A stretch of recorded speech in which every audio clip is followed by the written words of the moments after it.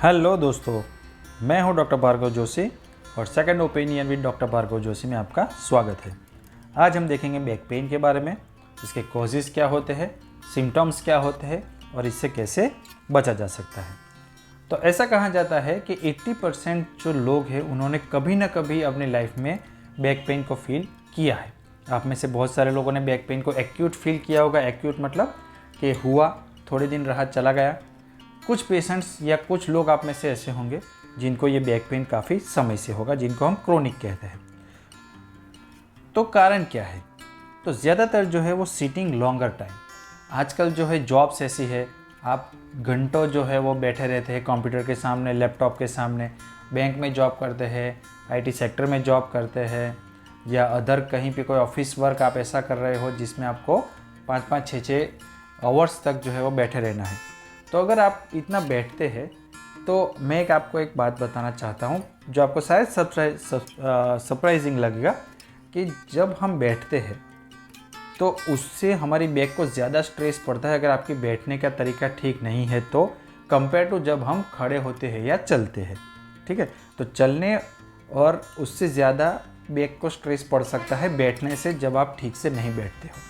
तो बैठना अगर ज़्यादा है तो बहुत केयरफुली बैठना है कि आपके इस बैक को जो है इंजरी या टेंडेंट को इंजरी ना हो। तो ये कारण है। दूसरा है कि ओवरवेट की समस्या आज बढ़ती जा रही है, तो उसके कारण जो है वो एक आपको ऐसा प्रॉब्लम हो सकता है। अदर प्रॉब्लम की अगर हम बात करें तो वेट लिफ्टिंग जॉब। अगर आपको ऐसी जॉब कर रहे हैं जिसमें आपको बार बार जो है कुछ चीज़ उठानी पड़ रही है या वेट को जो है वो कंधे पे लेके आगे चलना पड़ रहा है, तो ऐसी अगर आपकी कोई जॉब है तो आपको बैक पेन हो सकता है।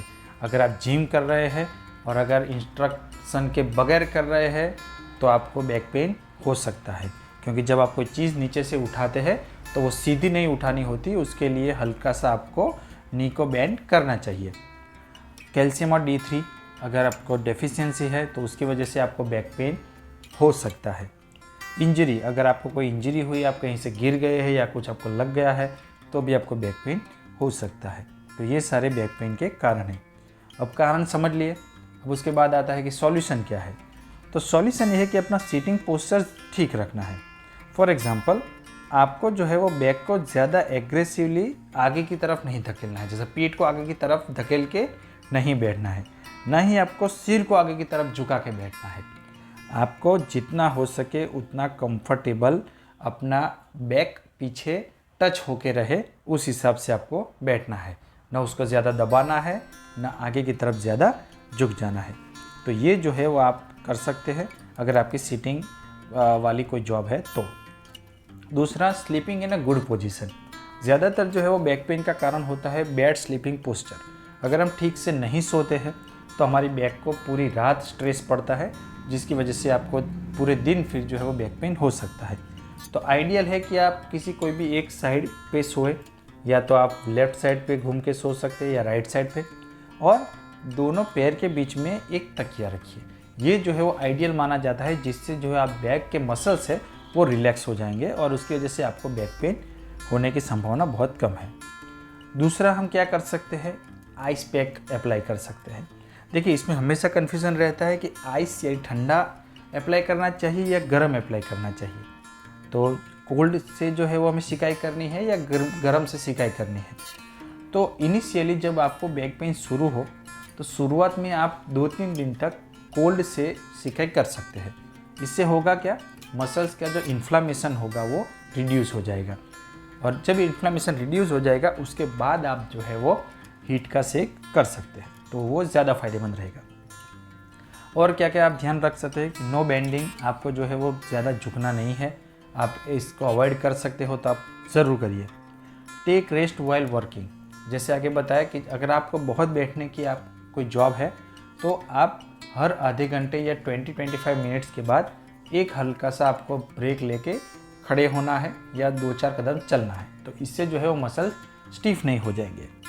एक्सरसाइज विथ प्रोफेशनल, अगर आप किसी जिम के अच्छे ट्रेनर से सीख कर रहे हैं, किसी फिजियोथेरापिस्ट से सीख के कर रहे हैं तो ओके है। खुद से एग्रेसिव एक्सरसाइज मत करिएगा। हमने बहुत सारे ऐसे पेशेंट्स देखे हैं जिनको उनकी वजह से बैक पेन या थाई के मसल्स या नी के मसल्स ब्रेक हो गए हैं और उनको ऑपरेशन तक कराना पड़ा है। तो आप एक्सरसाइज करते वक्त काफ़ी केयरफुल रहिएगा कि आप क्या कर रहे हैं, वो ठीक है या नहीं है। कैल्शियम रिच डाइट आप ले सकते हैं जिससे जो आपको मसल्स और बोन जो है वो स्ट्रांग रहेंगे। कैल्शियम रिच डाइट के लिए एक हमारा वीडियो है, आप देख सकते हैं। और उसके अलावा आप पिक्चर में भी देख सकते हैं, जैसे मिल्क और उसकी जो होती है बनावट सारी वो ले सकते हैं, ब्रोकोली ले सकते हैं, रागी ले सकते हैं। अगर आप नॉन वेजिटेरियन हैं तो फिश ले सकते हैं, एग्स ले सकते हैं। तो ये सब कैल्शियम के रिच एक प्रोडक्ट है जिसको आप ले सकते हैं। तो आशा करता हूँ बैक पेन के लिए आपको ये माहिती अच्छी लगी होगी। लाइक शेयर और सब्सक्राइब ज़रूर करिएगा, अपने फ्रेंड्स और फैमिली को भी भेजिए ताकि एक सही इन्फॉर्मेशन उनके तरफ पहुँचे, एक डॉक्टर की इन्फॉर्मेशन पहुँचे, ना कि कोई फेक वीडियो देख के वो कोई गलत एक्सरसाइज या गलत चिंता में पड़ जाए। तो आज के वीडियो में इतना ही। नेक्स्ट हम फिर किसी वीडियो के साथ मिलेंगे, तब तक के लिए गुड बाय।